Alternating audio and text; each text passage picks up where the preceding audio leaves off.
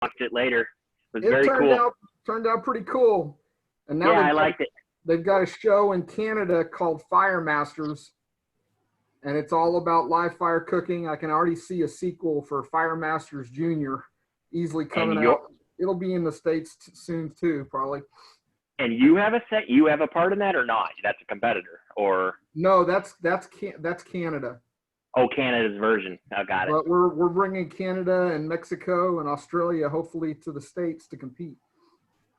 Yeah, I know. I haven't talked to Nai about it yet, but I know you've had some conversations about an Arizona circuit for your high school barbecue. Yeah, there was two schools that reached out to me. I was gonna. Do you know what school? There's one. It's a Pro Start school, I think, but I'll have to get you the names. I was gonna give you guys a holler. It's been a crazy couple weeks. Yeah, no worries. You don't. I'm not. I'm sure I've heard of the school, but I'm not saying that I have a connection, or I don't even know if they use KP or what. So I was just curious. Y'all are doing FCCLA next week or the virtual? Yeah, it's virtual this year. So I'll check it out. I don't know how much. We'll see. I have a booth, so I guess I'll figure out what it's all about. Yeah, I have a booth too. It's been an interesting process.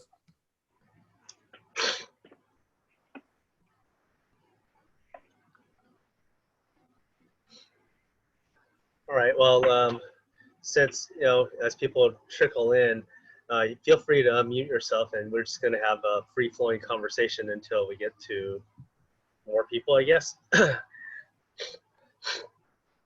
So I see Leslie's in here from DeKalb. Welcome here, and see you like Chinese food. Specifically from St. Louis.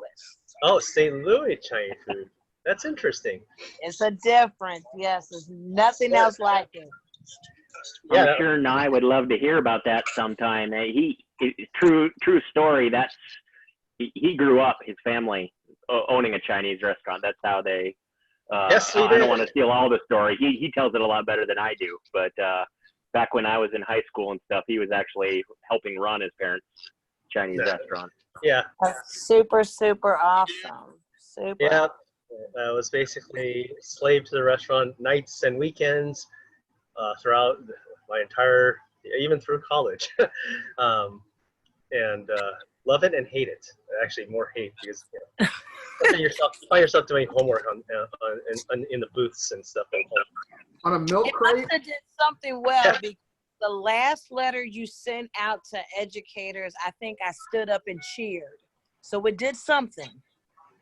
Oh, which letter was that? It was basically a letter saying that we're educators. The shit sucks. It's going to get better. I'm here. We're going to do what we need to do. There's things that we need to recognize. It was just a great letter because I remember I told my roommate, I said, I read the best letter. It made me feel better. Oh, was it an email or was it the one that was posted? It was an email that you had sent out. Okay, cool. I've been writing so many letters and stuff, but thank you so much. I appreciate that. Sure, and I know one of y'all have been talking to Jackie Neal from DeKalb County CTAE this week. Yes. That would be me. I was actually curious. I heard Keo did an outstanding job presenting to some of the teachers. Were you in that PLC meeting? Yeah. Oh yeah. Mm-hmm. Yeah. It was really good. Awesome. I think I was flustered. I really liked the program. I was like, so why haven't we had this all along? Yep. I'm working with Jackie to get it done. It still haven't heard yet or not. She had to go to her money person who did the final sign off on it, and I know there's a little bit of worries of some cuts in your district and everything, and it's not just your school district either. I know it's present in some of the other ones. Forsyth is experiencing the same, and some of the other districts right around your area, they're all getting cut. So all right, Jeff, let's not talk business here. All right, I'd like to say hey to Jeff and hey Nai. This is Woody Danforth from Vermont. Hey there. There he is. Welcome to the club. So, all right, guys, this is awesome. I got to tell you, I did the same. I shared my screen with all of my teachers here, and everybody 100% said, you son of a gun, you got something to run with, and none of us do. Well, Give them my info. So, actually, I was going to say a note to Chinese food. When I was working with a culinary school in Peru, the Chinese food down there is also very different. And there's actually a complete integration of the Chinese with the indigenous people down there. So it's like completely mixed. They've been there for like 3 to 4 generations, and they were brought there originally over a century ago. And they promised them citizenship if they worked as indentured servants and helped build the infrastructure. So there's a huge Chinese population in Peru. It's really interesting. Their food's really good too. So there's American Chinese, there's St. Louis Chinese now, I guess. It's different, just like regional food is regional food. There's American Chinese.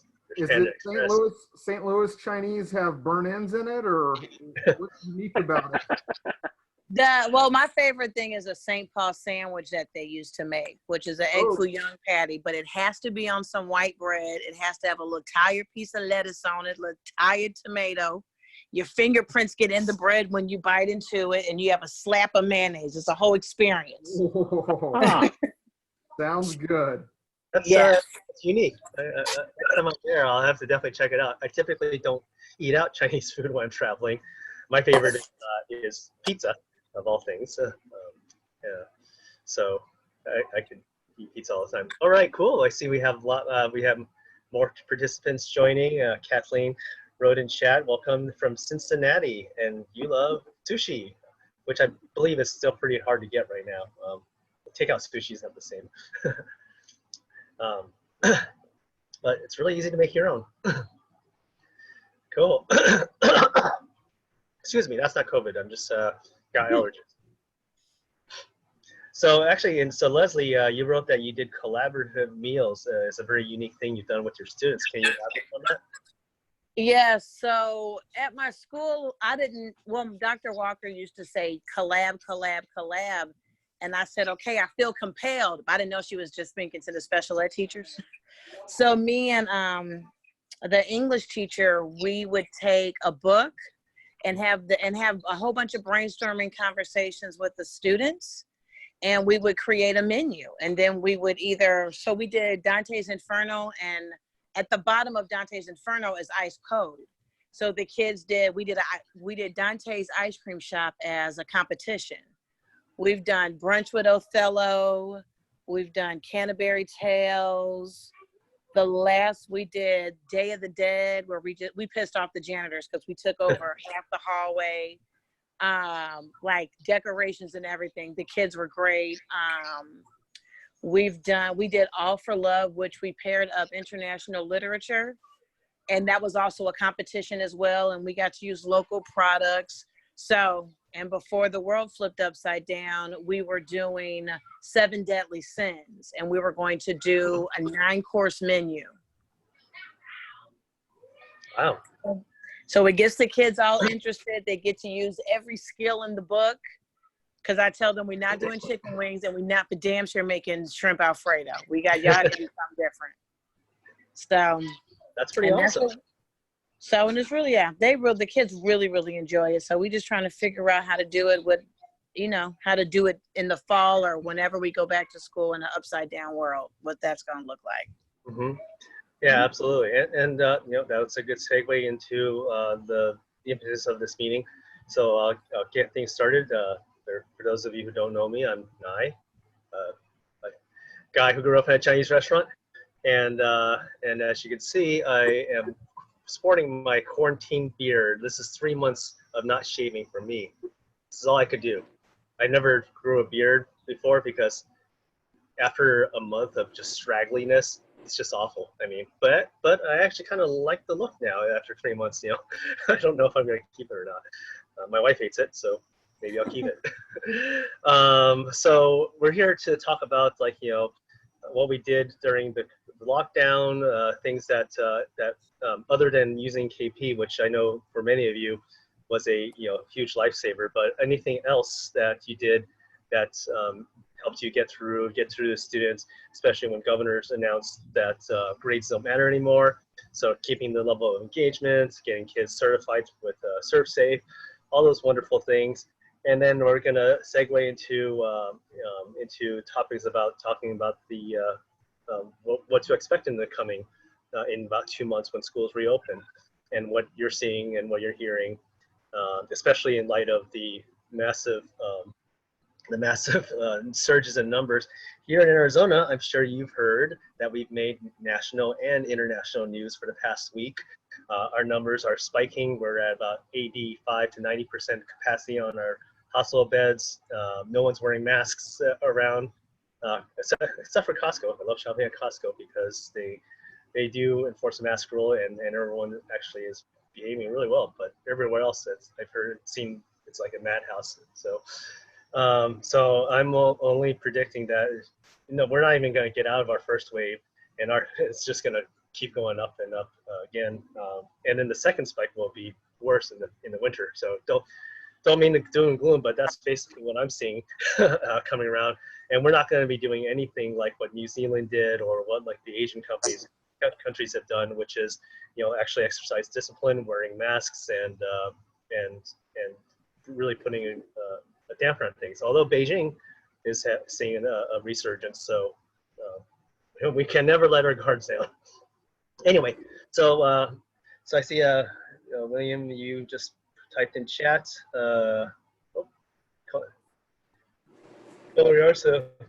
Okay, I was just saying if you had a favorite food. No favorite food for you. Okay, so would anyone like to volunteer and talk about what they have done this past 2 months or 3 months now with their students that really worked well in a virtual environment? I'm willing, if you want to allow me. I have to split not too long from now. It's Woody Danforth from Culinary Arts in Middlebury, Vermont. I totally appreciate the beginning of the curve that you anticipated, Nai.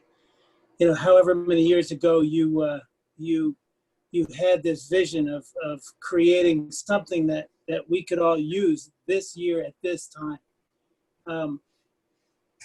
Yeah, I didn't want it to happen, but yeah. What was really essential was the fact that you had that student orientation and an explanation of how to use the technology. My job was to make sure all students had access to the technology. Once I knew they did, they all bought in. And I had one student who dabbled a little bit, but and I have the privilege of having 10 students in a full day program. So all I had were 10 students to track. And I included my support team, which were all my special educators, all of the guidance department, as well as my assistant. And we were able to really almost triple team each individual and deliver at my pace and at the luxury of your incredible. It was very flexible and able to manipulate in a way that made it adaptable to what I wanted to do when I wanted to do it, which was remarkable. So the rhythm was important. We met 3 days a week as a community, Monday, Wednesday, and Friday at 9:30. Then on Tuesdays and Thursdays, I would meet in a much smaller group setting, and each student would pick a recipe. They'd pick that recipe on Monday, then they do an inventory of their ingredients at home on Tuesday, and then on Wednesday, my assistant and I would divide and conquer and go north and south in Vermont to our locations and deliver food to the students, and then they would in turn make that food. And here's the added bonus: they all learned how to do voiceovers, and they learned how frustrating it is to upload versus download. And it was just, I can't tell you how successful it was for us. And I'm so appreciative of Jeff and his ability to get right back to me when I needed help. You guys were responsive, reactive. I'm a big fan. So that's all I got, and I just Thank want to you. make that.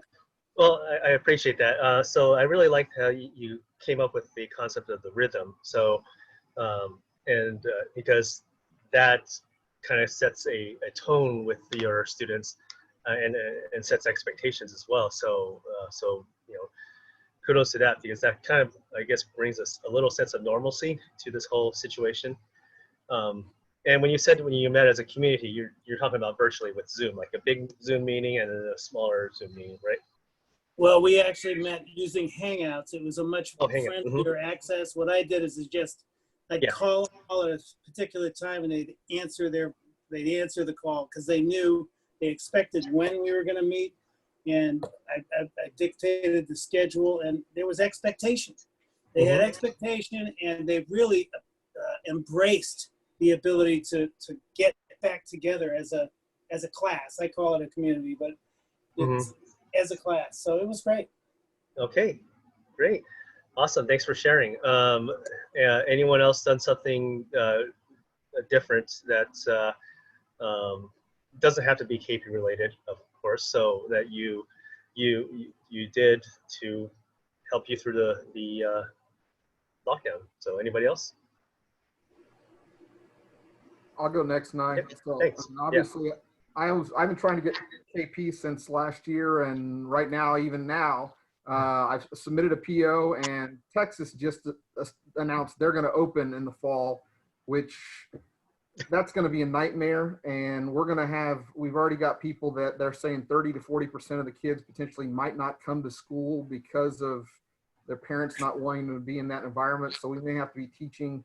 So what you have is, and I've been a big fan for a long time. I'm also a ProStart school, and we've used a lot of different, I teach practicum, advanced, culinary, and hospitality. I have 140 kids in a rural small town in Texas, and I'm it right now. And it was rough at the end of the year, just trying to kind of figure it out. And we're trying to get on board now to where I can, use you full time for at least one of my classes. I've looked at other platforms just to be able to use, because if they use yours once, I want to have a differentiation to be able to the next class so that they can, it's all the same content. We've got different textbooks out there. They're teaching the exact same thing, but being able to change it up enough.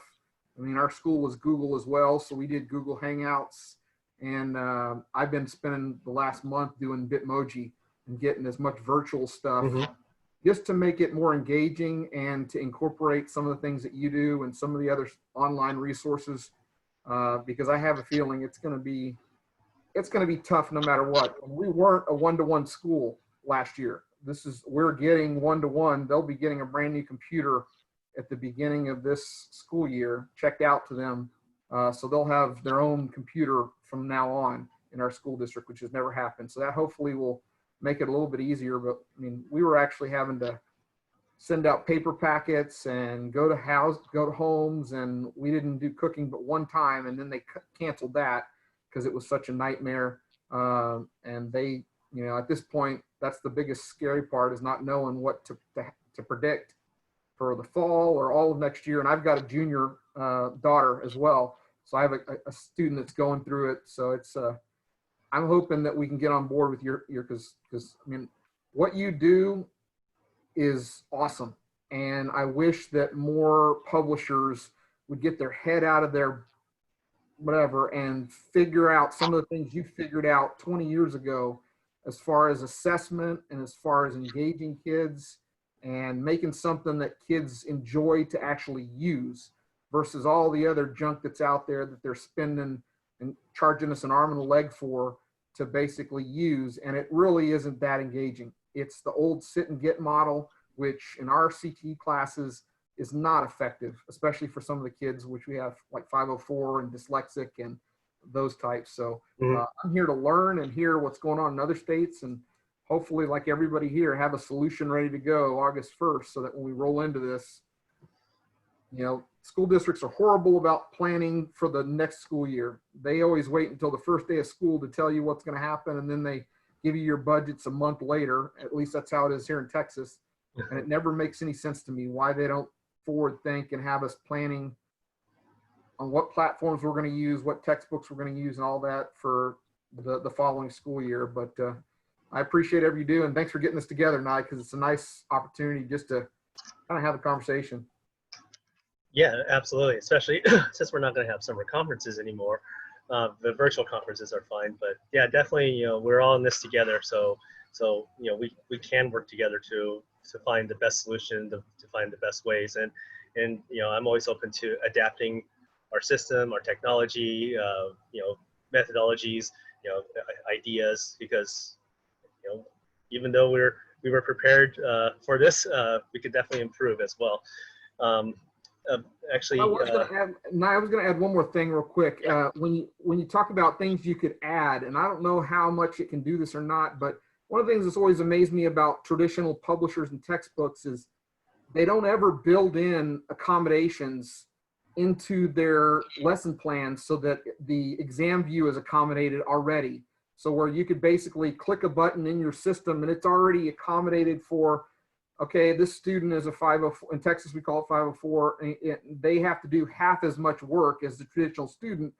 Click, here's a button, and we don't have to do, the thing you're doing is you're making our lives easier. And that's what I love about it, is it does the grading, it does the assessment, but a lot of those things that, you know, the traditional publishers give us, we've got to go and we've got to tweak it, and we've got to make it functional for, we have a lot of alternative, you know, at-risk kids and special needs kids and dyslexic kids. And if you can think more along those lines for modifications and accommodations, I think you would have fans all over the place. Yeah, that's a good idea. We already have a mechanism like that for in our assessment system for printable versions of it. So you could do a summative exam and limit the number of distractors and whatnot.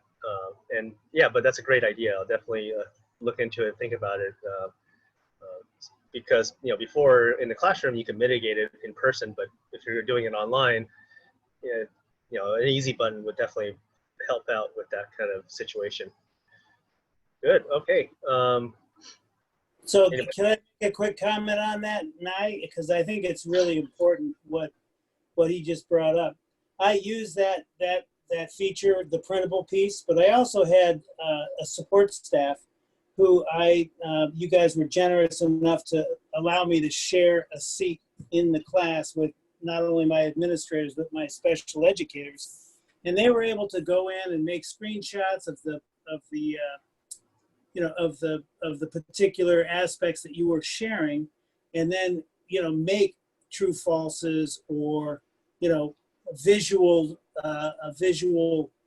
is this a whisk, or is this a paddle, or what do you use in a, what are the three mechanisms you use in a floor model Hobart? Is it a paddle, a whip, or a tow hook? And so just having that piece is great, but those are really strong potential, you know, and I love the flexibility of being able to create and everything else. I'm getting better, but I know I'm going to be calling on either you or Jeff coming right up. So thank you. You're well on your way to become an advanced user. You're scratching the surface. There's a lot of things that it can do, especially when it comes to customizing. So good job. And, you know, that's what this summer is going to be really meant for, is for so that you could plan out those things. And we'll definitely be here to help you and give you good guidance on which direction to go. Okay, so actually, I wanted to know if anyone else wants to share, but I want to ask a quick question that came to mind. Is that, you know, these when Mike brought up the aspect of,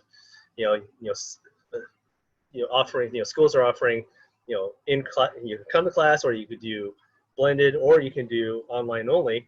So one thing that was brought up in a recent conversation that I had with a teacher was, okay, so I have 80 kids that I have to teach in the classroom, and then I have 30 kids that I have to teach online. So where am I going to find the time for that? So how do you guys feel about that type of direction, and is it even feasible, given that you're humans? So I don't think we're going to get a choice, to be honest. I mean, I think they're just going to say that's the way it is, because it's going to come down to funding.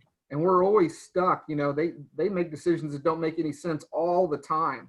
And you know this from being in education. I mean, there's a lot of things that happen right now that, and why would anybody in their right mind do the stuff that they do? But they're at a higher pay grade and a higher education level, and for some reason they can't figure it out. So, I mean, it's coming. And one of the other things I was going to say is, if you could put some kind of documentation into your course saying that it does and satisfies all the ADHD and all that stuff, that we could pass off to a special ed, because I was in a similar situation, and after doing it for 2 months, they gave me a person just like you suggested, and they weren't able to come on, and they came on Google Classroom, but they took my kids that were really just struggling, and they had to do it for legal reasons, to be able to document it like you were saying, and take pictures and show that they've got particular copies of everything in their files, which, I mean, it was a nightmare, but I mean, we made it through it. But I wish I would have been with you using your thing from the very beginning, because, you know, it definitely has a lot of features that every teacher in America is. If they don't have it, it's going to be a tough year when this thing does come back. Yeah. If I could, you know, let me just, can I, if I have the privilege of having an IT guy in our room, and he was saying, he used the term iPad IV. And I said, what? And so an iPad IV is like, if you carry around your IV, you carry around your iPad, and then you aim it at your hands, and then you do a demonstration, and you can do it real time, like using this platform or Google Meet platform, or you can tape it, and then you can upload it to the KP platform and put it in as a resource for students to see that this is what, you know, Chef Woody wants you to understand. I share my learning targets as it is, right on as a resource, right under pasta, right under poultry, right under, you know, it's really, and I if I could be so bold as to say, I've had videos uploaded that I think should be on Saturday Night Live. It's like it looks like you're playing the cello trying to remove that thigh from that chicken. Anyway, That's good. It's been a really wonderful opportunity to grow and learn and just understand the malleability that you have provided us, Nai and Jeff, is just, you know, it's just remarkable. And I can't tell you how grateful I am. And I am the envy of this career center. I was charged with asking you, do you have anything for human, you know, do you have applications or know of people who do human services or animal husbandry or natural resource or, you know, it's like all these different programs we have in our career center. I wish. And actually, you know, we have relationships with micro publishers where they actually use our platform. So they actually put their contents and utilize it that way and basically sell it instead of textbooks.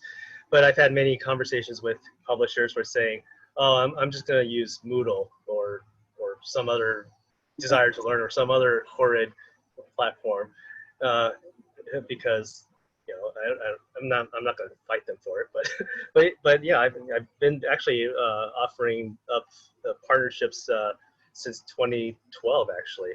You know, Paxton Patterson, who primarily services the middle school levels, you know, they were one who jumped on board and love us to death. So maybe there's potential in the future, you know, but yeah. But you know, publishers are very stingy. And they don't look at the features as a benefit. They go, oh, we just do PowerPoints and PDF documents or whatever, and then go for the lowest common denominator. But that's just my opinion. So anyone else want to share anything that they've done unique during the lockdown that's really helped students become engaged other than using KP, which I know it's been used as a tool. Anybody?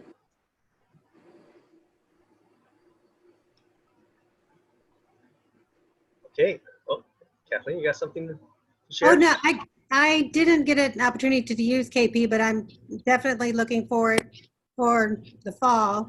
Like when you talk about maybe you'll have some kids that are on campus, some off. I think, you know, delivering the curriculum, you know, if you have a solid delivery, or I don't know what you call your platform or whatever it is. I mean, that's something that the kids can use whether they're there or they're not there, and 24/7. So I think that, you know, that whether they're there or not there, I mean, you know, getting the hands-on accomplished either at a workplace or through maybe connections through your advisory committee. But now the jobs are getting so, you know, it seems like the kids would be hard. It'd be hard for them to get jobs when other people need them more than, you know, maybe a teenager. You know, will they have those opportunities? And so I think I'm very interested in finding out what you're all about. Not right now, because everybody seems to already know, but, you know, in putting it together for the fall as a, you know, to lay the groundwork for the program. Mm-hmm. Yes, definitely, and we'll help you through that. You got time to plan. Okay, so so anybody have anything that they like to share about what they're seeing when they open? Like, do you have any preliminary plans, preliminary ideas? I know, you know, like what Mike says, like, you know, administration's gonna drop a pile of papers. Not the other thing I'm probably thinking of. Right in front of you. Emails. Yeah, emails. Yeah, giant stack. So what are your feelings about the coming fall? I mean, you know, especially with the potential of teaching both in person and online, and other things. Nai, I'd love to hear the models that some of the other states are looking at, because I can tell you here in Texas, they kind of gave us 3 choices. They're like, we'll start school 30 days late, and then we'll go 3 days on, 2 days off. We will extend the school year into the summer and have larger breaks, like a month at Christmas and 3 weeks at spring break, so that if it did come back, we could basically either be already shut down or have the option of shutting down for a longer period of time for that 14-day window. And then the last one was go back to school as normal. And they just decided today or yesterday that we're going to go back to school as normal. But already school districts are panicking, and some of them have already decided they're going to basically go. There's even one school district outside of Austin that's going a week on, a week off. So you'll go to school and I don't know how that makes sense, but I mean, I know it's different all over the country, but I'd love to hear what other people are thinking may happen, or the options that y'all were given, or if you've even been given any options. Yeah, in Ohio, they're just holding the cards, you know, close, and they're, you know, they've discussed all the kind of scenarios you've described, but all the superintendents in my county got together and said, you know, it's definitely going to be masks. And, you know, in the comprehensive high school, you can either opt to just do remote for a semester, and once you commit, you cannot uncommit. And then the second semester, you can decide if you want to come back after Christmas.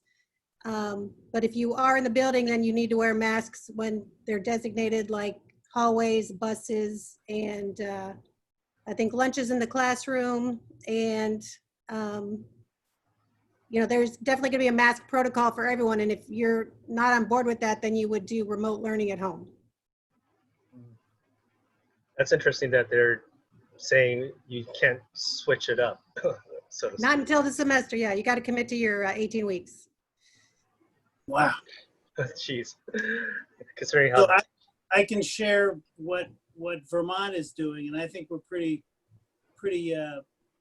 proactive. So we are a standalone school district in Middlebury. We service 3 sending schools from 3 separate supervisory unions, and they're wondering about scenarios. One is maybe students come from each sending school on a particular day. I don't think that's going to happen. I think what's likely to happen is we will all meet in person. We will develop relationships, and then should there be a resurgence of the virus, which we anticipate will happen, then we have a hybrid. And the hybrid has to do with it's possible that some students can come. I happen to have the right amount of students for the space I have. I can keep people socially distant. We can wear masks. And why I mentioned the iPad IV is, you know, when you do a demonstration, kids want to crowd around you and see what you're doing, and that's not. If I can do that, you know, in a video, either live or taped, then they can be in my room, which is pretty large, and they can watch it on a screen, and then they can come in and we can keep it apart, and they can do it themselves. What drives my curriculum is the operation of our restaurant, and what really matters to my advisory board. I heard somebody mention the advisory board. I had a wonderful advisory board meeting yesterday morning, and totally different impact for totally, you know, for the broad spectrum of our world. I mean, I have a person who's got a pizza parlor who just said, I'm built for this. This is what I do. Another who has in-service dining who said, I'm screwed. You know, I've had to retool, and I've laid people off and brought back my primaries, and we are doing curb service, and it's working. Another who works as the chef for a senior home, and he said his meals have increased exponentially because everybody stays on premise and nobody leaves. So his you know, and he has, you know, so they do plated food that goes to each place. And I asked, what do you need? And it's always consistent. We need somebody who's malleable, somebody who's able to respond, follow directions, and be okay with doing whatever it is that's important whenever it is that we ask them to do it. So, Chef, so far as the hybrid, it matters that we have in person, that we can do it remote, or we can do it off campus and on campus, if that makes sense. Chef, is that the iPad, is that using Apple TV that you're talking about? Yes. Well, what it is it's iMovies. So if I use iMovies, I can do small snippets of each of those things that I want to do, and then I can combine those and shorten where I'm. Okay, so you're actually recording it to a hard. Yeah. Okay. Yes, but the option to do it live is also there, right? We can do it on. You mentioned Hangouts. If I open a Hangout and I share my screen, or if I share my screen on Google Meet, I can say, here I am. I'm going to fillet this salmon, you know, and this is how it works. I mean, I know every student isn't going to get a salmon to fillet, but, you know, but they might get a 3.5 pound chicken, you know, and each one of them can do that. And they can do that at home, and they can have a brother or a mother, you know, take a video of that happening, and then they get better at technology as we get better at technology, if that makes sense. Where we're at, they're talking no customer service. You know, we would do banquets, we would do restaurant, we would do catering. So that's shut down. And some we're talking about maybe some curbside things, but you know, I don't know that it's going to be allowed through the school district. And so that's not on the table. And for many of our programs, it slices our throat because we rely on that revenue from fundraising for our restaurants. That's a big portion of our budget. Yes, yes. We have an architectural engineering class that is working on an app. You know, we try to do this multi-curricular things. We have a North Campus and a farm that grows pigs, and I have a half a pig in my freezer that, you know, I had a butcher going to come in and do it this. You know, it's going to be in there for another year, but it's like, how do you do what we do, you know, and make it honest and real, and allow our students to, you know, for me, it's the sense of urgency. For me, being in a restaurant, has to do not with how much time it has to do with how much time I do something, not how much time I have left to be on the clock. And so that sense of urgency is missing without in-person education. And I don't know how you duplicate that using any platform.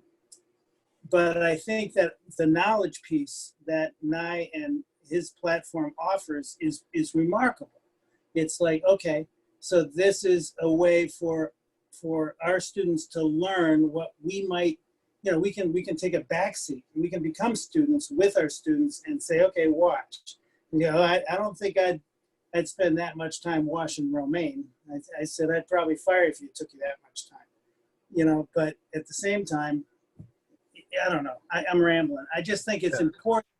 I think it's important that we honestly look at what this, one of my favorite teachers said, just make sure you always have a student in the room on a chair in the center of the room.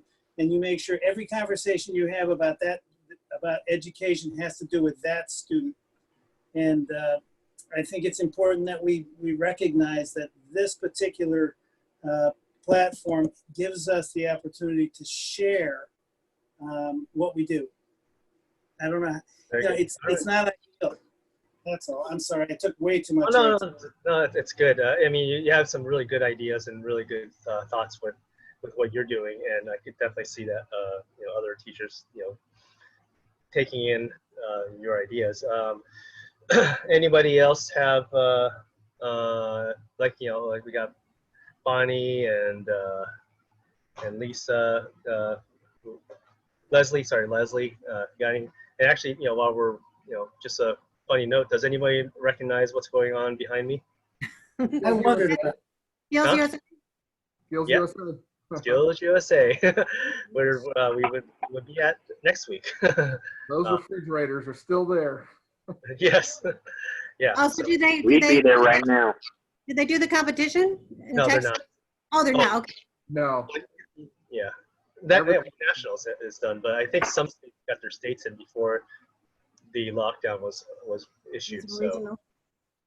Yeah, because competitions are going to be at risk again, and it seems I'm looking for avenues for soup kitchens or places that need prepared food for people that are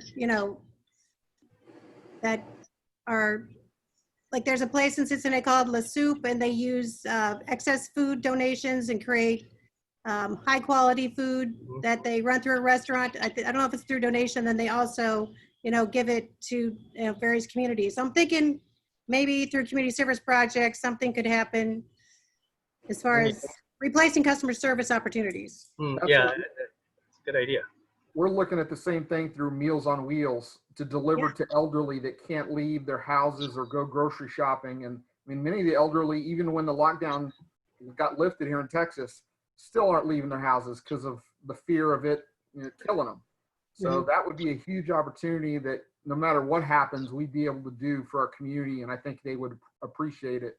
Yeah, so that's definitely a good idea. And it's freezable. I mean, many of us do meal replacement. So if we have to freeze them and deliver them later, that's kind of what I've been looking at as the model for the whole year, to be honest, because I don't think I'm going to get to open my restaurant at all. And it's the only way I can still make money and still be doing some kind of civic, philanthropy in the community.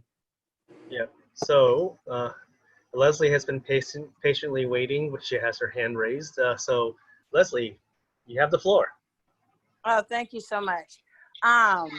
To build on what the young lady was talking about, customer service, and I've been trying to figure out what skills I can give my kids, but the main thing I've always given my kids, I said, it doesn't matter if you cook when you leave here. I need y'all to learn how to think. And I think more so now than ever, our babies have been walking around with these $500 computers, and I've seen them not make that connection, because my kids all fell off, except for my seniors, because they were so focused on what they needed to do. My special ed kids tried to hang as much as they could. But I think it's just really important that, and I hear y'all what y'all saying, y'all are dope. I don't do any of that fundraising stuff. But even outside of that, still encouraging our students to be thinkers.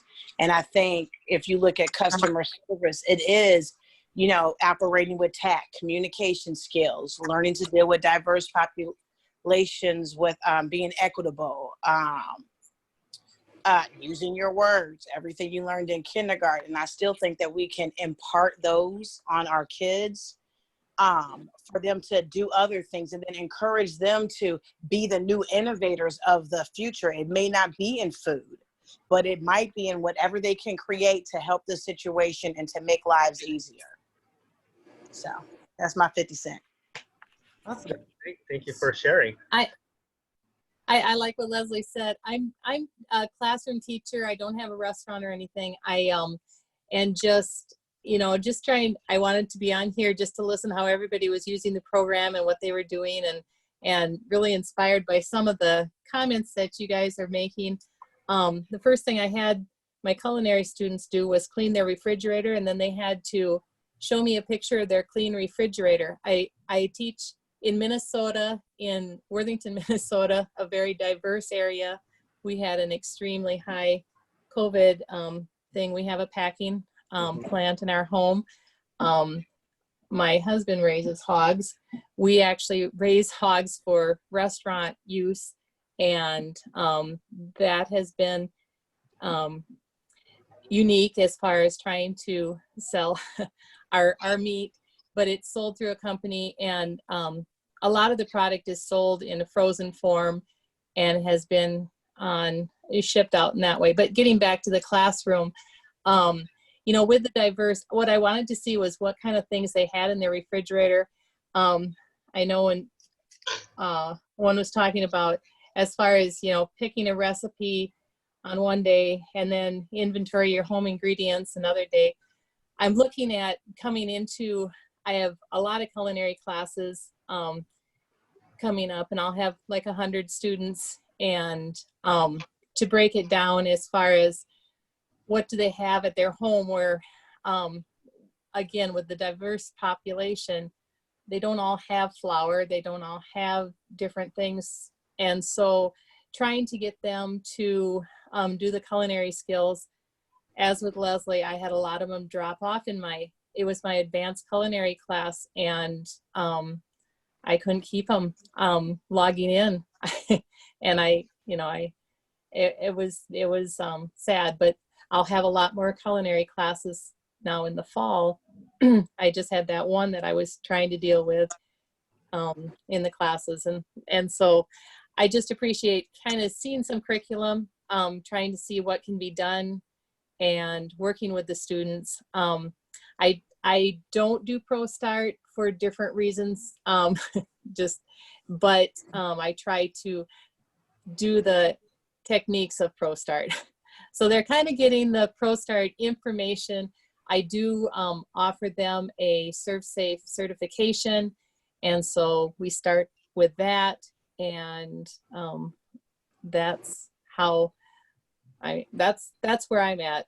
Just lots of food safety, and just trying to have food security in their home, and preparing things for them, and what can they afford. I finally had one student say, if we have to pick out this stuff, I mean, I wasn't providing things, and they said, if we have to keep going to the grocery store and getting this stuff, isn't it kind of defeating the purpose of staying home? And I said, no. I mean, I was going, I'm at the level where I was going, we made pretzels, and I said, if you don't have the flour, if you can't get the yeast, if you absolutely do not have the time because you have to babysit for the rest of your kids and you can't afford to get into the grocery store, just show me you can tie a pretzel by using a shoestring. I mean, that's kind of where I was at. So I just wanted to hear, I mean, I'm very inspired by everything everybody says, but not quite there in our district. Bonnie, do you know Jim Compart? He's a hog farmer there. That's actually who we raised the hogs for. Oh, he's an awesome guy, an amazing family. Yes, that's who we move hogs for. So we get our stock from Jim, and then we sell that, and so that is what I'm talking about. Well, and on that lines, one of the things I thought about for engaging Nai was, if you were to open your platform up for, let's call them micro lessons or micro field trips, if we could get some teachers across the country to basically just create one small lesson or piece of content to share with all the other teachers. And I'll give you an example. You know, I did beef in Texas, and you guys know what I did. And we could do something with hogs. We could do something with maple syrup in Vermont, and where they're the virtual field trips where somehow we're taking the kids on an adventure.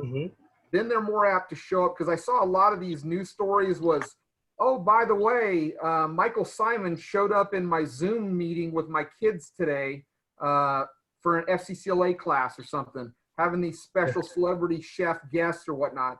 But I think we're going to have to get creative and find some ways to really get our kids wanting to come to the Zoom, at least the Zoom meeting, so they can get the instructions and the lesson and keep it fun. Yeah. I like that idea.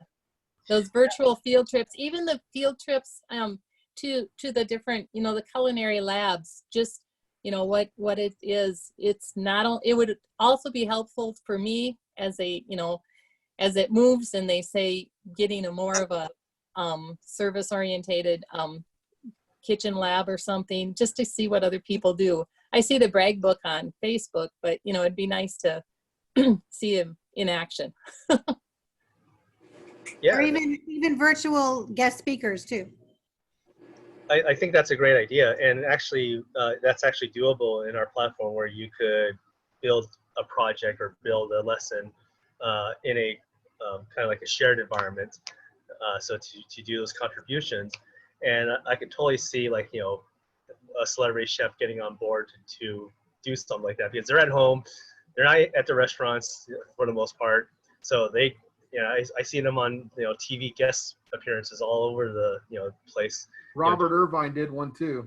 Yeah, so for you guys to engage, you know, a local celebrity chef or somebody you follow, I'm sure you'll easily get somebody to say, hey, I can record a little segment about this, that, and the other and share it with the education community, you know, and then you can put it in the platform, and then that can be shared to everyone who's on it. So that's definitely it can be done. So there's a way that, like, if one of the other teachers here does a lesson, that we could share it with each other, kind of like Google, like a Google Drive, or at least make it accessible where it was a link to where they could. We have a different model to do that, but yes, it can be shared. You know, so in that sense, yeah, you could basically build a communal site, and everybody can build their own little lessons within it, and then those can be shared to the group at large. So cool, like, good idea with that. I like that idea. It looks like Rob has joined us. Rob McGorry, welcome. So, you know, basically just, we've been talking a lot about what we've done, but yourself, where do you teach? What do you teach, and your favorite food? I teach students in Lakewood, Ohio. It's a western suburb of Cleveland. Okay. And my favorite food is nacho cheese Doritos. Great. So we have two people here from Ohio, right? Yeah. Who else is from Ohio? Up in the corner there, Kate. Oh, hi, Kate. So one of the discussion topics that we've already talked about earlier is if you wanted to share anything that you've done unique that helped create engagement with your students. I see your nice puppy there. Cool. Nice raised garden too. That's s'mores. Thanks. That's s'mores, and that's Hershey over there. And yeah, the hardest part. One of the things I did that was a good engagement thing was we had a contest with another school at the beginning of the year, and it was making cookies, and it was kind of an east side of town, west side of town thing, and we won the contest and gave money to charity and stuff. And I wanted to keep going with that and try to finish it up at the end of the year, and tried a little project like, how do we make it better? How can we improve? And I put it on after the shutdown. I put it online, and crickets. I got nothing. So it was hard with keeping kids engaged. But I think going in, I think if they're established that this year coming up, we don't really know what we're going to be doing for sure. If they know they have to do some kind of distance learning or online learning of some sort in some way once or twice a week, that'll be at least a standard to set. I don't know if anyone else has any ideas of what they're doing at the beginning of the school year or not. Yeah, we've covered that. We had that discussion earlier. So if you would like to go back, this is being recorded, so you can go and watch That's up to it. the first part of this discussion. So cool. Thanks for sharing.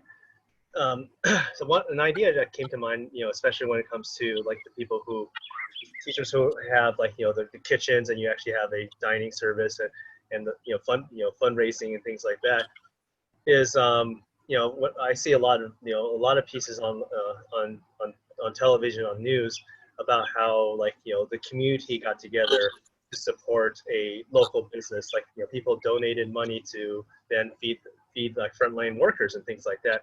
So an idea is like when school starts, if you can't have that dining service, you could then engage the community, say, hey, we'll donate this money and we'll cook like 50 meals for the local hospital or whatever. And that happened a lot during the first couple of months, and it's still happening now too. So how does everyone feel about like engaging in something like that? I can jump in again. We have this local hot food line, put it that way. It's 40 to 60 people daily, and our class makes 6 gallons of soup a week, 3 gallons for Wednesday, 3 gallons for Thursday, and somebody comes and actually picks the soup up and delivers it. And I've never done this, but you've just inspired me to like send students with the person who delivers the food and serve, and help serve at the charter house is what it's called in our community. And I think, Jason, I'm so inspired by everybody who's doing, who takes their students right at their heart. And I can't imagine having 100 students. I just can't. I don't know what I would do that way. I'm so spoiled with what I have. But I think what I'm gleaning is the ability to use our resources. In other words, I have a budget. That budget has got food costs. That food cost is built in. I can't just not make money. I have to make money in my program, but with permission from our director, I could, source some of that food to the community, and I think it would be well. It's taxpayer money, so you can't just. I can't just give it away, but the director can ask the board of trustees if it's okay if I do, and I think that might be an avenue for me.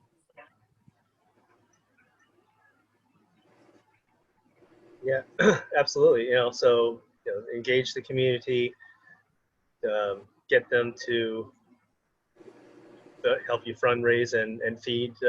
And actually, there's a lot of like needy families out there who, they're having to use food pantry or food banks for the first time. So I see a lot of coverage on that where like a kid posted something on Facebook and say, hey, I need some help feeding like 10 families in our neighborhood that are going hungry, and then next thing they got 1,000 meals delivered to them. Not at all at once, but I mean, there's people out there who are looking for ways to help, and it's just a matter of getting on the proper social media channels and sharing it, and then it gets picked up on local television, national television, and all whatnot, and it just has its own basically becomes its own engine. So who knows, that might be a way to really hyper fund your program through these different outlets, because everyone's looking for goodwill and ways to help, and there's a lot of people with means who don't know where to donate or where they can help, so they're looking for, instead of like nationally, they're looking for more local, more in their neighborhood, in their backyard, and they say, hey, this is what's going on a mile down the road from here. I'm definitely going to contribute and help out with this school program. So that's my thought on it. You know, I want to just add to what Chef Mike said earlier. You're right about maple syrup. I just heard on Vermont Public Radio that Vermont put out 2 billion gallons this year. And our Forestry Natural Resources program, which has an incredible, operation, and their students just patented a particular mechanism that registers flow in the lines, and which a lot of these large operations who have all of these lines going everywhere, they don't know what's feeding what when, and if they have these little registers in the lines, they flow. Anyways, I think I could easily have him buy in, help me build a maple syrup unit for culinary arts and share it. I love that. That just I talked to a chef in Rhode Island about lobsters, kind of the same thing. Because, there you go. I mean, there's certain parts of the country that have certain things that they're really well known for, and it's once again trying to work together as a team versus everybody trying to reinvent the wheel. And that's the thing that's frustrating, is the amount of millions and billions of dollars that they spend every year on schools and curriculum and all this. Why hasn't anybody figured this out by now? It should be. Well, I'll tell you one thing for sure. I tried that 10 years ago. Crickets. Nobody wanted it, because back then the impetus to do something, I mean, there were a few that really wanted to. Well, they don't really care about kids. They care about making money. They don't care about teachers. They care about making money. And if they cared about kids, they would do what was right. And they don't always do what's right. Mm-hmm. True that. Sorry, so that's my personal opinion, but pull on the heartstrings. I've been doing this a long time, and to see, in some ways we've gone backwards in a lot of areas that we should not be in the 21st century where we are. What you did 20 years ago should be 20 years ahead of where it's at right now. But you're doing it by yourself, bootstrapping, versus the amount of money that's spent on some of this textbook and curriculum stuff out there, and it's not 21st century. It's not. No. It's just creating another wheel that's still round and doesn't do anything different. So another thought that came to mind is when, especially when it comes to if you have students who are doing this at home, is food budgets and how do you get supplies to them and things like that. And I was thinking would it be possible to partner up with a local food bank and create these food kits for the kids, and you can just kind of lay out, this is what I need for this week, this is what I need for this week, and basically they kind of put it together and working with them on that, because having students to go to the grocery store to buy ingredients, that's going to get pretty costly there. But if you engage food banks, maybe you could come up with a very low impact solution for the students. What are your thoughts on that? Well, many of our kids are still on free and reduced lunch. I mean, I'm spending my summer helping with feeding kids that are still hungry and passing out meals. And I saw some teachers across the country that were going to school and measuring out the flour and doing all these little kits. And some of them even delivering it to their kids' schools. And I was like, God bless you, that's amazing, but there's no way I could do that. But thinking about having like you said, having everything put together and then having them drive through and pick it up maybe once a week for 3 or 4 easy lessons where it's all packaged for them to take home. That way I can use my budget and still do more cooking with them remotely than, bookwork. It occurs to me that one of the hugest benefits that I feel I got was a window into the homes of my students. The Zoom window is one thing, but then what we did, Chef Mike, is I had an assistant. I gotta tell you, I've spoiled, but we would, have them do that inventory, and then we would assemble these meal kits.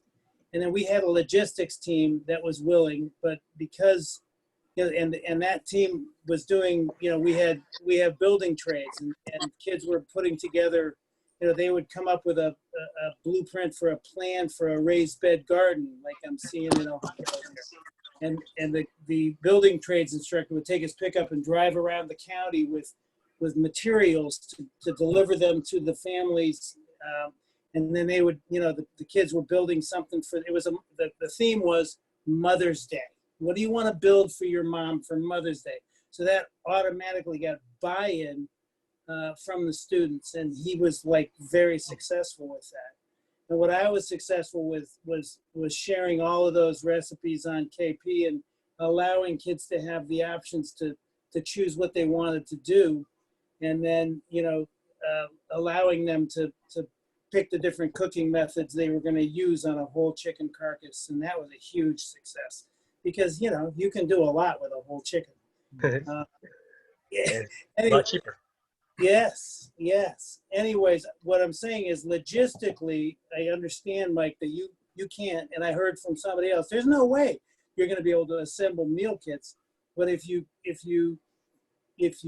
resource, if you share your resources, we have it's called Addison County, we have, my kitchen is used by multiple different people. It's not just my kitchen, it's the Career Center kitchen. So there's people who come in and they use Middlebury College students to volunteer their time to come down, and they might cull gardens in the fall and have, all of these gardens that all the carrots or all the potatoes or all of the beets that haven't been picked, that aren't primed for the Middlebury Co-op or the different markets. They'll go through and they'll pick all of these products out of the ground, and then they'll come in and process those. And then a chef I have a tilt skillet. They can make 35, 40 gallons of soup in that tilt skillet. They'll can it, and they'll deliver it to the community. So I have the privilege, the incredible luxury to have all of these resources in place. I haven't used them because I felt like, it's just too much. But now I don't see how I can not use them. So I think, Nai, you're right on with sourcing your community. This whole farm to fork. It's like we have so many regional farms that have so much product that are so available to our communities, and in order to make, we just have to make the connections, and I think that's work, but I think it's doable. Anyway. Yeah, no, that's great. And right now people are willing to listen. I guess that's the most important thing, is that people are willing to listen and help. There's definitely a desire for that, because we're on this together, and the world has changed dramatically. Think about the amount of food they had to throw away. Yeah. Last year, that if there was a mechanism, like you were saying, I want to come teach in Vermont. If there was a mechanism to where we could have that donated to our programs, my walk-in cooler sat empty for half the year because of what happened. I could have put a half a hog in there. I could have stocked up on frozen stuff that they were going to have to throw away. That's another thing. If we could figure out a way to reach out in our communities and at least plant that seed. Yeah, and I think if you get, I don't know how rural you are, but if you get a group of teachers together and approach these businesses, I'm sure, I think that effort will definitely pay off really well for everyone. So I have a challenge. Male goats. In the state of Vermont, we have Vermont creameries that do goat cheese, a lot of them, and male goats are composted. And so we've started raising goats, and I've got to find a market, because I have this incredible source of free goat milk, free goat meat. And I wonder I want to figure out a mechanism to, they're composting this. That's cabrito in Texas. There you go. And it's the most consumed protein on our planet. Goat mutton is the most consumed protein on the planet. And in Vermont, it's composted. So it drives me crazy. I go, holy, you know, how can we do something about that? And what a time to do it, you know? So if anybody has ideas about that, you know, or recipes to you know, I know it's combination cooking methods for the most of it. Brine it and preserve it. Makes great tamales. Great tamales. How about goat bacon? You know, not Canadian, maybe Canadian goat bacon. No, that's good. That's the good. And I know this may not be a laughing matter for you, Bonnie, and I apologize because I know your family probably, I read articles about the farmers and ranchers in your area and a lot of people across the country that suffered because of this. So I wasn't trying to make light of that. I was just trying to come up with solutions. You know, there is only one thing, is to make light of it. But yeah, there was a little bit of, we didn't have to euthanize any of our pigs, which I'm happy about that. We're small enough where we were able to keep our animals moving, but there were animals that the packing plant opened up and just did the kill, and then they composted them. And that's pretty hard on a farmer to do when your job is to keep the animal alive and do the best quality. And we're a farrow to finish operation. So, I mean, you touch those pigs on every stage of their life, you want them to serve a purpose. Yeah, but you know, what else can you do? I mean, it's hard, and it's hard to think about. So you know, it's nice to see restaurants opening up and food moving.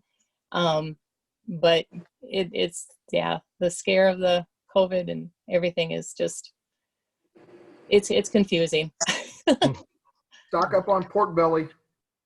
Yeah, we actually, it was kind of funny. That we actually sold some animals off of the farm, and people were butchering them at their farms. And I know we were hanging one from a loader one day, and drove to town to get something. And along the way, there were several farms. They had pigs in the air and were butchering them out in the open. It's what was done just to keep the animal from being wasted. And so Good time to make sausage too. we made lots of ground pork. We have lots of ground pork. My son borrowed a grinder, and yeah, I have one son who's a veterinarian, and so he said, you know, I cut up animals for a lot of different reasons, but I do know how to cut an animal. So it was a good, an interesting learning experience, that's for sure. We have lots of ground pork and nice loins and huge ribs because we didn't have a meat saw. So it was, yeah, we had quite the rib fest. Yes, the good smoked ribs. They were good. They were good. But yeah. That's wonderful. So yeah, you know, engaging your local butcher, or not butcher, but your farms, you know, and you know, and I know that there's a lot of like these local smaller farms that are kind of suffering too, because you know they're the ones who are supplying farm to table type of restaurants. They don't generally operate to the public like, you know, these other larger farms do. So you should then think about engaging with, like, you know, the smaller farms and tell them about your program and you know what your needs are and things like that. And basically, I think that if you get enough of these different sources or vendors together, you could approach a foundation or organization and say, hey, we're getting these things donated to us, but can you help out by, you know, giving us some money so that then we could then donate or pay for the items, so that to help those, you know, local farmers, because, you know, they're suffering. I mean, I'm sure they'll be happy to give it for free, but if you know, so basically just creating a chain. So, you know, you get your free stuff, then you engage a philanthropist, and then they go, hey, you know, this is what I'm getting through this channel. Can you know, help fund that? And then that'll help you, and then help the farmer at the same time.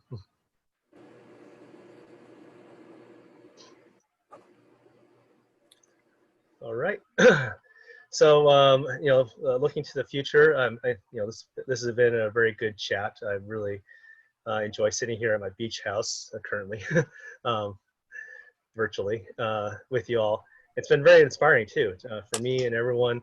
I think, so I'm going to definitely mull on this and think about additional things.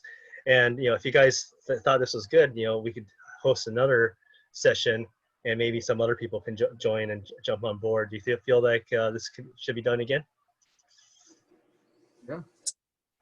I think Yes, this this was like teacher therapy. It was awesome.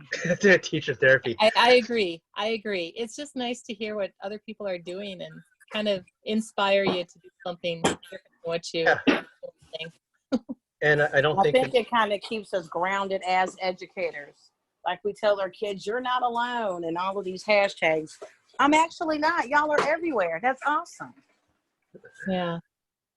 Yeah, great. It's definitely good. And and so I'll definitely put on another one and spread the word. I mean, we did have about 40 people express interest. So obviously things get in the way and things like that. But I do believe that this is good teacher therapy, and I don't think it needs to be done more often. I don't think that anyone else is really doing anything like this. Everything's all about PD and learning how to use technology, but but stuff like this is vastly important, if not equally important.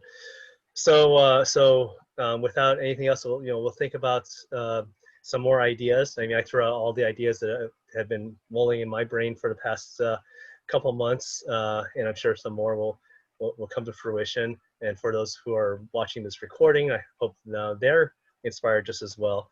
But I'm going to be posting this online on Facebook and things like that. So, please share this with people. I know that when somebody will look at this video and say, gosh darn it, this video is an hour and a half long, I'm never going to click on it.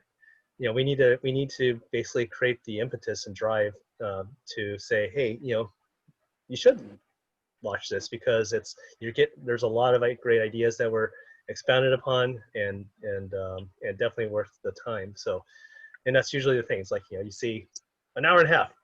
No way am I going to watch that. I mean, I wouldn't either, unless if there's a compelling reason to, like your director told you to. But if you share it with your peers and say this is like teacher therapy, and comment about it on the Facebook groups and things like that, that would help out a lot. And then I'll schedule a second one maybe in about 2 weeks-ish or something like that. I know, so actually that'll be like the 4th of July week. No, just about. So maybe after 4th of July, we'll have another powwow and get together and get more people involved, because everyone has a unique perspective and everyone has a great idea, and we need to collectively think together so that we can be the best that we can coming fall. And like what Mike says, like we're all spinning our wheels, but we do it all together, then we don't have to lift the load by ourselves. Everyone could take a part of the lifting and get through this and prepare for it and be ready for whatever happens the next school year, for whatever they decide. So even though we're socially distant, we're actually, I believe that the community is coming closer together. So so we're all apart, but now we're more as a collective unit rather than individual islands, which kind of is the way we felt before the pandemic. We were out there, we had our conferences, little PLCs and things like that, but really the pandemic has brought us together, and I guess that's a silver lining for this conversation here. Anybody else have any parting words? I know I just kind of took the floor there, but that was my soapbox moment. It was nice to meet you. I enjoyed meeting you. Thank you so much. Yeah, Mike? I got one more question, and yeah. This is maybe for the group. Has anybody used any teacher pay teacher stuff? And it might be interesting if you were open to also, on the same lines of micro content, if your platform was open to where good content could be exposed to where teachers could use it and plug and play into your platform, then we have a little bit more control over creating the best content and the best program that we can. Because we all know I mean, I've got a professional, a PLC group of culinary and chefs of about 140 people. And there's always some great ideas I learned from teachers all over the country, but they never get to the place where we can implement them. And we're all busy. And, you know, it's interesting. This kind of thing has not happened at all yet because we were so busy at the end of the school year and we're still kind of digesting. And then we're going to hit the ground running again. But we need to have more of these because we are all over the place, but we end up being singletons. A lot of times we're the only one that does, or there's 2 or 3 of us if we're lucky on a campus. And, you know, we get more out of these kinds of discussions and interactions than I do in a lot of the meetings I sit in for the whole school year that just put me to sleep. That's the honest truth. I mean, That's true. Yep. You know, if you want to see if other people, because I know I've seen some pretty good stuff on Teacher Pay Teacher. Some of it is worksheets and lesson plans, but I mean, we're in the age where more dynamic content is going to start to be created, and, you know, trying to figure out a way we can share it and get people working together and collaborating. I think that, I mean, that's a great idea, first off. I think, just thinking off the top of my head, we could kind of do that right now. So let's say you've developed this kick-ass barbecue project that teachers like 5-star rate for, and things like that. There's nothing wrong with putting a donate button, like, you know, $5 donation button on it, on that lesson that only the teacher can see. So that, you know, you could say, there's a way that in our system, you can actually have the teacher notes, kind of like the teacher's edition. So only teachers can see that note, and you can say, "Hi, I'm Mike Erickson. I developed this blah blah blah blah. If you really like it, you know, please donate," or something like that. You know, so rather than going through and building a site for that particular thing, which, you know, eventually we might do, which is a, you know, great idea. Because otherwise we're at the mercy of publishers for the rest of our lives. Yeah. So you could do, if you have a great lesson on lamb or mutton, you know, goat, then that could be something that you could say, hey, donate to my program or something like that. You know, so we're just gonna take the middleman out and just say, you know, because so the way I envision that particular thing is like, you know, you guys all build lessons, so you know, so the whole library will be open to any teacher to use and pick from, and then if they really like yours, then they could click on the donate button. So that way they're not trying to purchase something. So with Teacher Pay Teachers, you're basically at the whim of whoever writes a review about you, and then when you get it and you're like, this is utter crap, I want my money back. You know, it's the other way moving forward, which is saying, hey, you know, you used my lesson, the kids love it, I'm gonna donate $5 to your school account or your personal account or whatever way you want to set it up. So how does that sound like something that's doable? I'm interested in this because I know there's a teacher in Houston that's doing some ServSafe materials, and she's charging for it, but it's worth it because she's put a ton of work into it, and it actually works better than some of the ServSafe materials that are out there. But not as good as ours. And I hate to say it, we all work for pennies and we spend our own money on our kids. And at certain times when you put that much time into something, I mean, like a maple syrup video project, it's no easy thing. You'd have to go out and get with the maple syrup producer, and he'd have to come up with the outline, and he'd have to create the video. And then once he used it at his school, he could share it with everybody else. So I mean, imagine 10 years from now, we could have all the stuff that teachers developed. Yeah. We're getting paid something for it other than. And I'm happy with that because, you know, we have what we have, but we really, and without really engaging into something else, I really don't want to build more curriculum within culinary arts, unless if it's mandated by the standards. So basically, you know, I'll just do foundational stuff, and you guys do all the frou-frou stuff. I like that. Yeah, no, so that's a brilliant idea. So we'll start off with altruism to basically make it available, and then we can start shifting into a donation model so that you can get a return on your really your hard work and efforts. And then that in itself will probably drive more people to want to build stuff as well. So We'll build better stuff.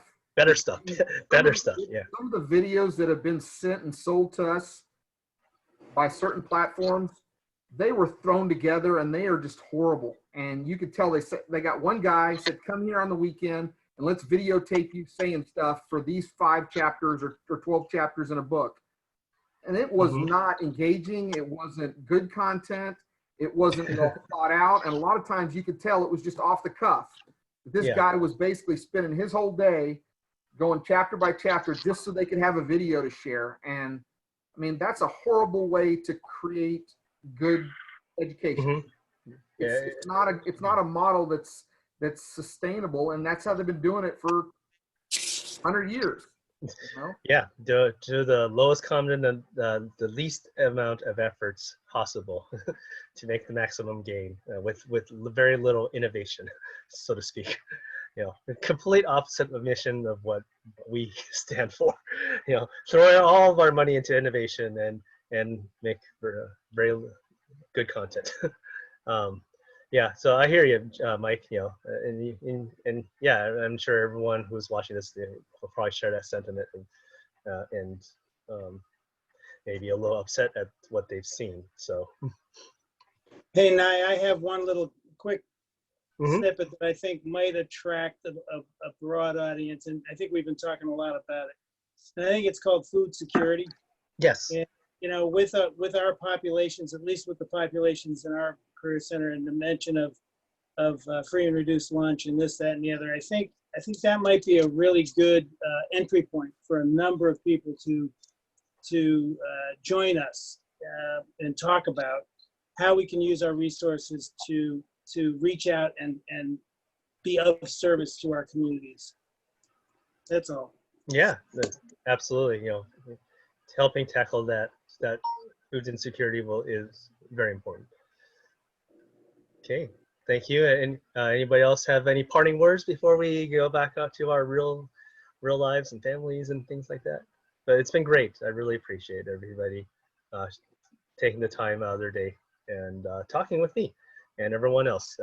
It's been therapeutic, and we'll do this again, and we'll get more people involved so we can have an awesome powwow. Nice to meet everybody. Good Thanks. seeing everyone. Bye, all. Thank you. Thank you. Ciao.